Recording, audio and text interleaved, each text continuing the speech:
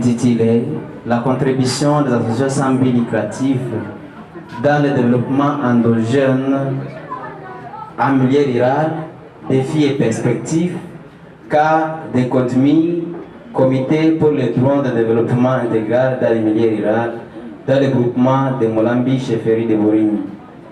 Ce sujet nous a particulièrement intéressé du fait qu'il vend aussi de notre domaine d'études, la planification et management des projets. Et il nous a aussi intéressé pour marier un peu les théories apprises à l'auditoire avec les pratiques sur le terrain, mais aussi nous préparer psychologiquement et moralement à d'autres théories et pratiques parce que nous sommes aspirants planificateurs dans les projets au niveau des aspects ou des ONG. Au niveau sur le plan politique, résultat.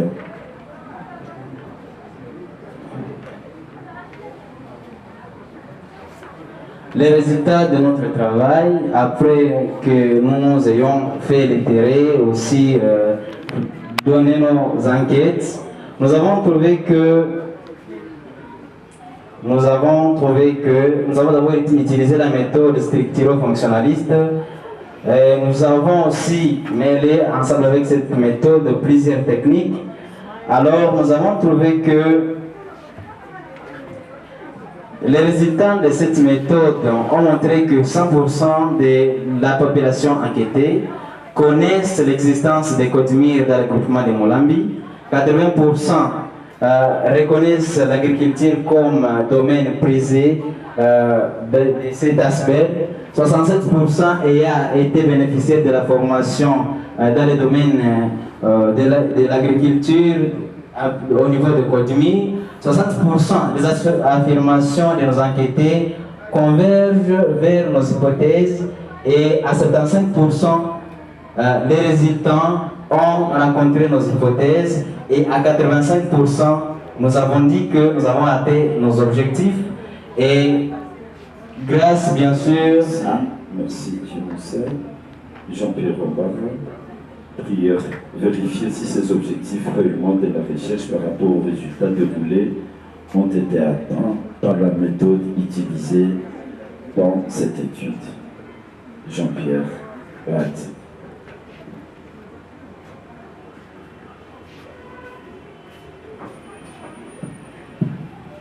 Merci pour la parole. D'entrée de jeu, nous avons reçu la thématique telle qu'elle est libellée.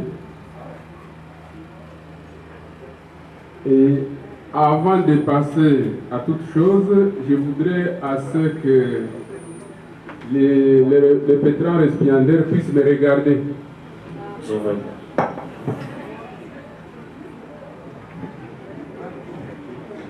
Comme on se voit, je voulais vous demander quel est le titre de votre travail.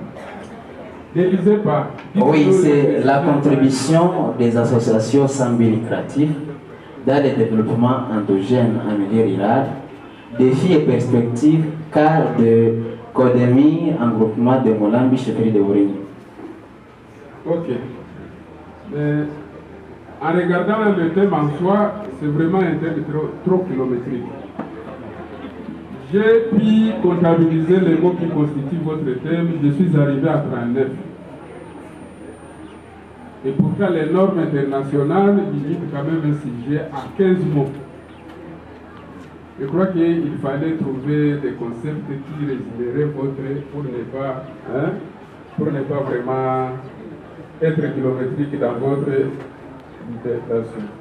Et aussi au niveau de l'encadré, vous écrivez licencié en. Pourquoi? Il n'est pas assis. Il ne faut pas écrire n'importe quoi. Et aussi au niveau de la page de garde, il faut actualiser le numéro de l'arrêté si vous voulez le mettre. N'est-ce pas ça? Normal. Ok. Et nous y allons. Comme le temps presse, mais je voudrais d'abord savoir, au niveau de votre recherche, vous avez parlé de Molambi. Moulambi, c'est un groupement de communes, n'est-ce pas? Normalement. Oui. Et les objectifs poursuivis,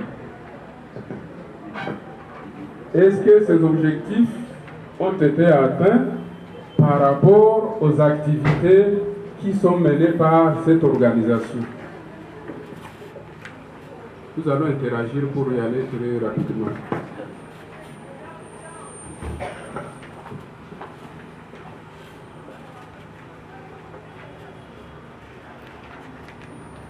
Nous préférons, pour aller vite, parce que cette interaction ne va pas nous donner du temps de répondre. Couler et poser les questions, et le deuxième lecteur, et puis l'impétrant récipiendaire va répondre à la coulée, si vous voulez. Ok.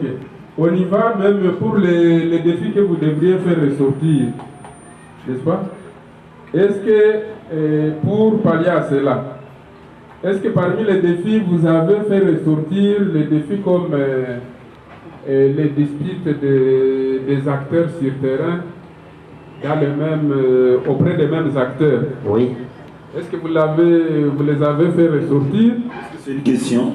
Donc c'est une observation. Ouais. C'est une observation. Deuxièmement, est-ce que la duplication des activités des intervenants auprès des mêmes acteurs, vous les avez fait ressortir? Oui, aussi. Et le contrôle de l'État, est-ce que l'État est présent sur le terrain? C'est même dit dans nos hypothèses, l'État est parfois Ce que vous dites là, vous n'avez pas fait ressortir les disputes sur le terrain des intervenants. Je peux les prouver, je peux les lire. Attends. Et au niveau des bénéficiaires, est-ce que vous avez fait ressortir l'esprit d'attentisme créé et nourri par les donateurs? Normalement. Oui. Oui. Ok. Si tel est le cas, dites-nous maintenant des petites questions. Y a-t-il un rapprochement entre le développement endogène et le développement agropolitain? Justifiez-vous. Et la deuxième question.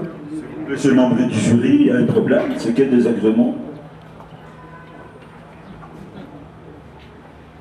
Et la deuxième question, comme vous avez travaillé sur je voulais savoir qu'est-ce qu'un planificateur, vous qui êtes de la planification. Bien, deuxième lecteur, rapidement, merci beaucoup, cher premier lecteur, pour ces observations un peu plus pertinentes.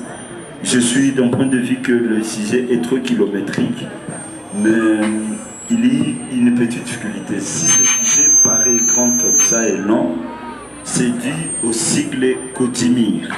C'est ce qui vient alourdir cette Cotimir, alors que sous l'œil vigilant de tous les acteurs de l'épistémologie, on ne peut pas mettre dans un titre les sigles. Ce n'est pas épistémologique. On est obligé d'éclater les sigles dans un titre. Ce qu'il est fait et il ne peut pas faire autrement. Je ne le justifie pas, mais c'est à la portée de ce qu'il veut. Voilà, deuxième lecteur. Merci, monsieur le président du jury, pour la parole m'accorder. J'ouvre jeter une œillade dans le travail de l'impétrant récipiendaire. C'est un travail de qualité. Je vois une présente moins de fautes d'orthographe. Je suis en train de constater que certains objectifs ont été atteints parce que l'idée tel qu'il les a formulés, je vois qu'il a été sur le terrain et les difficultés qu'il venait de soulever dans les titres, concrétisées n'a pas été. Je vois au niveau du plan IMRAD, qui est introduction, méthodologie, résultats, il y en a. Je vois qu'il y en a, le travail est complet. Je voulais poser par rapport aux variables des titres, et je me rends compte que l'étudiant en a aussi parlé. En lisant ce travail, j'ai compris facilement qu'il y a la contribution de cette organisation ici comme ASPER qui accompagne l'action du gouvernement. N'est-ce pas, dans le cadre du développement endogène, les défis auxquels l'organisation a été équipée, ainsi que les perspectives. Il avait formulé l'objectif, c'est pourquoi je veux reposer. Donc le développement, il explique comment c'est le développement endogène.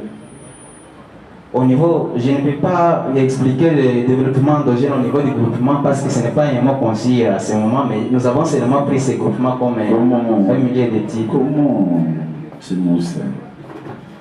Ça provient Il y a des choses qu'il faut donner comme clarification. Tu vas obtenir un diplôme de graduat en planification environnementale de projet. On ne t'accepte pas quand même de massacrer notre science comme ça. Développement endogène. C'est quoi? C'est le développement tourné vers où? C'est endogène à l'interne. Oui, c'est ça. Je n'ai pas dit que c'est. J'ai d'ailleurs que c'est le contraire, c'est exogène. C'est un développement qui se rend dans les fonds, dans les actions. Il y a un développement assis au niveau de la communauté, au niveau du groupement des Moulambes. Oui, c'est juste ça. C'est ça dont j'avais besoin. Donc, il faut montrer qu'il est état. Un développement basé sur les peuples ou les communautés elles-mêmes. Oui. Maintenant, la petite question que je vais te poser, c'est ça arrive juste avec tes résultats. À quel défi, non, avant à quel défi, comment donc conduire cet aspect-là qui vient accompagner les actions du gouvernement, n'est-ce pas, au niveau du territoire? Comment maintenant conduire, amener la population en milieu rural à s'approprier des développements? Endogène alors? Oui, un développement endogène. Beaucoup plus sur le plan local, parce qu'il est vrai que, comme c'est là souligné dans ton étude, l'agriculture est le levier de développement, n'est-ce pas? Et comme l'agriculture est le levier de développement, en milieu rural, en principe, ton étude doit signaler quelque part qu'il y a beaucoup plus d'activités agricoles. Maintenant, je demande comment conduire, organisation non gouvernementale, amène la population rurale à s'approprier les développements endogènes sur le plan local. Deuxième question, à quel défi, n'est-ce pas, à quel défi éviter conduire dans ces démarches? À quel défi? Bien, merci beaucoup, cher Estaganze. J'autorise à notre pétron récipiendaire de ne répondre qu'à 2 questions de son choix. Rapidement. D'accord, merci beaucoup. Je réponds à la première question qui demande le développement endogène et le développement agropolitain. D'abord, ce que je pense que j'ai déjà répondu, ce qui est le développement endogène. Si vous permettez, je peux expliquer aussi le développement agropolitain, cher lecteur. Et le développement agropolitain, c'est le développement qui s'inscrit, qui a l'inscription territoriale des besoins fondamentaux, mais aussi qui a 3 caractères. Le caractère territorial, le caractère communautaire et le caractère démocratique. Merci. Je prends aussi l'autre question. Comment Codemir apprend à la population du groupement de Moulambi à s'approprier le développement? Quand nous avons formulé les hypothèses, nous avons montré, et avec les résultats bien sûr, que Codemir n'arrive pas quand même à booster le développement endogène, bien que cela soit dans ses objectifs. Alors, il tente quand même de former les agriculteurs, parce que dans ce domaine d'intervention, il y a aussi le domaine agricole. Alors, il forme les agriculteurs sur certaines pratiques, les pratiques agricoles. Eh bien, cela a été affirmé à 60% par les agriculteurs. C'est une manière que Codemir tend à la population. Monsieur. Je suis d'accord avec toi, mais maintenant je voudrais savoir quels sont les défis dans les secteurs agricoles. Quoi former ces gens-là? Est-ce qu'ils apprennent facilement tout ce qui est agricole? Alors, ce qui est défi, je vais répondre aux défis du côté des participants et du côté du Codemir. Oui. Du côté des Codemir, il y a d'abord la population qui ne s'approprie pas des actions de Codemir. Ils voient ça comme une politique. Il y a ceux qui vont gagner. Ils ne comprennent pas que Codemir vient aider cette même population. Il y a... Oui, je veux bien. Je veux bien, mais parler beaucoup plus dans les secteurs agricoles, la pratique. D'accord. C'est la mobilisation. Oui, ce qui est pratique, le premier problème, Codemir par exemple, dans le secteur de reboisement, il y a des gens qui reboisent, mais à un certain moment ils disent que non, le Codemir pourra vendre après, il pourra faire des choses. Pourtant, d'une manière indirecte, ils vont aussi bénéficier même de l'aération, par exemple, aussi lutter contre les changements climatiques quand il y a toujours les reboisements. Donc ils profitent d'une manière ou d'une autre. Alors ces gens n'acceptent plus que Codemir les utilise selon, ils disent qu'ils utilisent les gens pour bénéficier. Oui, tu es sur la bonne voie, mais Oui. peut-être ne pas te perdre. Oui. Je suis tout dans l'angle-là selon lequel Codemis forme ces gens-là, mais ne s'approprient pas ce développement-là. Oui. Mais je demande maintenant, quand vous élevez les points selon lesquels les gens ne sont pas en mesure de comprendre les déboisements, là donc on fait le tour, donc les techniques agricoles n'est pas bien appréhendées. Normalement.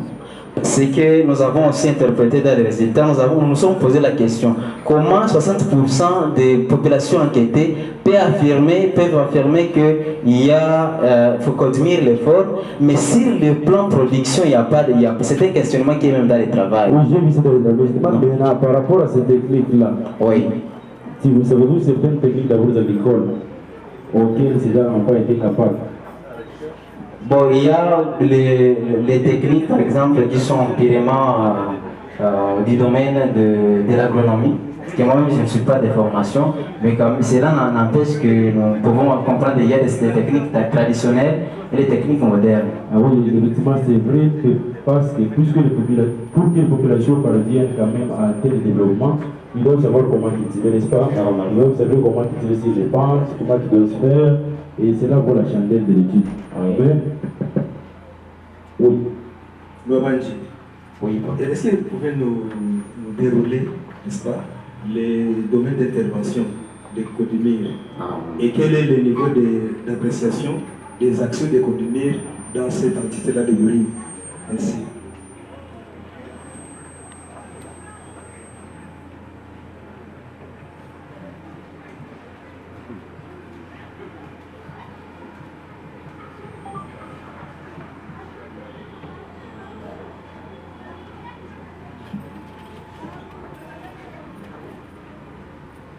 Oui, je réponds déjà. Les domaines d'intervention, il y a l'intervention dans le secteur agricole. Il intervient aussi dans le secteur de l'élevage. Il intervient aussi dans le secteur pour les droits de résolution des conflits, parce que ça revient même dans le cycle Codemir, donc Comité pour les droits, et aussi dans l'encadrement des personnes marginalisées. L'environnement, les AG et tout? Oui, normalement, les environnements, parce que quand on dit que, je disais même qu'ils interviennent pour les reboisements, on voit directement l'environnement. Mais alors, je veux savoir ceci. Alors, est-ce que cette disparité dans les interventions, est-ce que vous comme analyste de développement, vous cherchez ce qu'on peut appeler un développement, vous avez parlé d'agropolitain, n'est-ce pas? Oui. Mais qu'on peut ramener aussi dans une sorte de développement anthropo-mésocentré. C'est ça, finalement, ce qui est dit dedans. Oui. De manière centripète, tournée sur l'homme. D'accord. Alors, quel est le degré d'appréciation? Pourquoi Codemir ne peut pas se concentrer sur un seul secteur d'intervention? Par exemple, l'agriculture. Mais on trouve que c'est éparpillé. Maintenant, en termes de contribution, quelle est l'évaluation qu'ils pouvaient en faire sous forme d'échelle? Et est-ce qu'on est à 25%? Est-ce qu'on est à 100% des actions? Et quel est l'impact au niveau communautaire? Merci beaucoup, Monsieur le Président. Moi-même, j'ai critiqué de voir que Codemir a voulu intervenir dans tous les domaines. Et malheureusement, les résultats ne prouvent pas quand même son impact, ne prouvent pas son efficacité sur les terrains. Et ce qui est de l'appréciation, nous pouvons retourner au niveau des résultats. Donc, quand on a demandé comment la population apprécie, nous avons trouvé que 50%, moins de 50%, je crois 36, dans le résumé. Oui, dans le travail, bien sûr, merci. Bien, Tchemoussa. Ouais.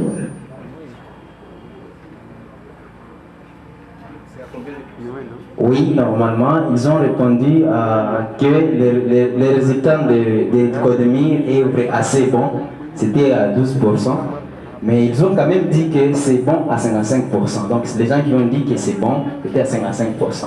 Ce qui voudrait dire que Codemir n'est pas vraiment à négliger. Donc, on ne peut pas considérer que Codemir même pourrait disparaître parce qu'il ne nuit pas aussi à la population. Bien que ces niveaux ne soient pas à même d'amener, de booster de vrais changements, mais quand même, ils voient la présence des codes mines, tant que même si ça n'arrive pas à booster comme il s'y devait. Merci pour l'analyse, mais l'analyse est plus ou moins penchée ou panachée. Comment alors, c'est vrai, ce sont des appréciations des gens, et c'est très bien déjà pour l'étude. Est-ce que vous avez de manière transversale, n'est-ce pas, revenir au niveau de la structure pour lui demander aussi les niveaux d'appréciation pour trouver une variante chiffrée, statistique plus ou moins médiane. Est-ce que cela a été fait? Merci beaucoup. Je voulais rappeler que c'est dans cette même aspect que j'ai effectué mon stage et j'avais donné des recommandations dans les mêmes rapports déposés. Nous avons aussi posé la question, alors vous existez bien sûr, mais quels sont d'abord les aspects qui tendent à mettre des concurrences? J'en conviens. Maintenant par rapport aux actions sur le terrain, oui. Quand vous parlez de la contribution sur les critères endogènes du développement, normalement, en quoi cela a été ressorti? Alors, du côté des acteurs des codes mines pour le développement, alors ils sont alertés sur un problème, un sérieux problème, du fait que la population ne participait pas vraiment à ces activités. Ce sont des défis, oui. Ce sont des faibles implications de endogènes. Ça ressort dans l'éthique? Normalement. Merci beaucoup. Oui, c'est ce que j'attendais de vous quand j'ai posé la question de savoir qu'est-ce qu'un planificateur. Oui. Parce qu'à suivre les disparités qui se trouvent dans la réalisation des actions, vous, en tant que planificateur, qu'est-ce que vous avez recommandé à cette structure-là pour qu'on puisse, tel qu'il l'a souligné, pour qu'on puisse se concentrer sur des activités constructives dans ce milieu? Je peux toujours répondre? On pourra continuer dans les couloirs. Je pense que Djimoussa, il y a quand même une petite situation liée au développement endogène et endogénéité. Quels sont les bailleurs ou les PTF qui utilisent Codemir? Alors, j'ai trouvé un sérieux problème. Moi-même, j'ai fait des stages là. Nous avons d'ailleurs élaboré un projet qui concernait les reboisements. Mais ils nous ont dit